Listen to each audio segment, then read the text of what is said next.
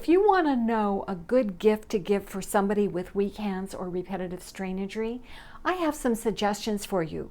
Bear in mind that everybody's a little different, so some of these may not work for everybody, but I find these things to be great. The first one is my favorite, these spring-loaded scissors from Fiskars. They just open by themselves. I use them constantly. I have one in practically every room of my house, and they have a little lock on them. You just unlock them, the scissors spring open. They're very sharp and they cut really well. They cut through just about anything. Fiskars also makes these little guys, and they're snippers. These would be really good for somebody who sews, or if you've got a small project, and they fit your hand really nicely. They spring open.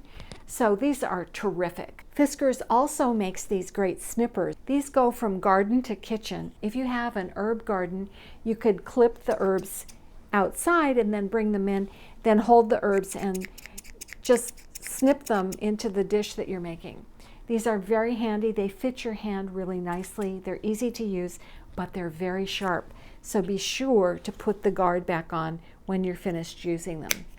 Here we have a phone holder. I love this little thing.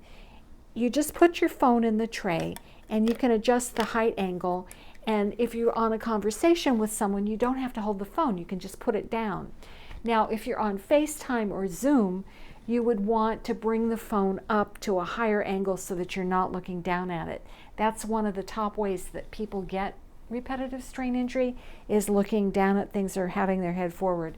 So make sure that your neck is in really good posture and bring the phone up to you. One of the things that I really like is this little timer. It will time you for 45 minutes, 25 minutes, 15 minutes, 5 minutes. All you have to do is turn it over, and when you hear it beep, that means the clock is counting down and it will go off at the time you've chosen. Now, this is really important because if you're working at the computer or some other hand-intensive activity, you really want to keep track of time and take frequent breaks. So I would recommend that you take a break every 15 minutes, and then, this is really important, time the amount of time that you're taking the break.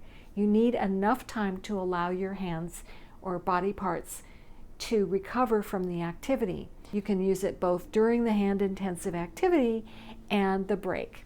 It's also handy if you're cooking or timing something else. You don't have to press any buttons, you just flip it. So these are things that you can purchase for people, or drop a hint that you want. Just show them this video and say, hey, you know, I really like this thing. I will leave the buying information in the details below if you are interested in purchasing any of these products. But there's also other things that I think would really be a great gift for anybody with RSI. These things don't cost any money, but people will really appreciate them. One would be, could you press that elevator button for me? Could you hold the door open for me? Could you carry this package for me? Could you chop these vegetables for me?